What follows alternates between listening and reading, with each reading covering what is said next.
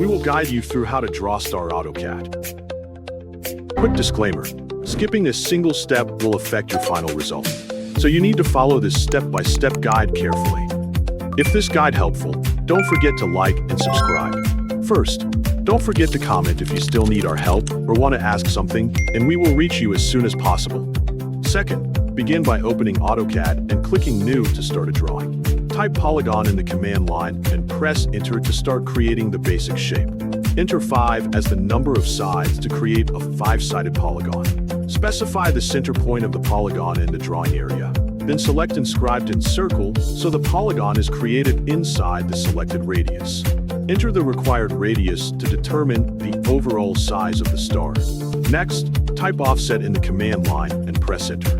Select the polygon and specify the required offset distance to create a smaller polygon inside the original. Type Rotate and press Enter.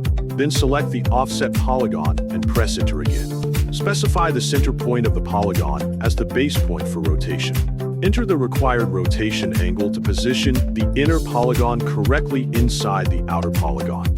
Type Line in the command line and draw lines between the appropriate outer and inner points to create the 5 points of the star. Continue connecting the appropriate vertices until the complete 5-point star outline is formed. Type Trim and press Enter. Then remove any unnecessary lines that extend outside the star shape. Type Erase and remove construction lines that are no longer needed. If you want to fill the star, type Hatch in the command line and press Enter. Select the closed area inside the star and press Enter to apply the hatch.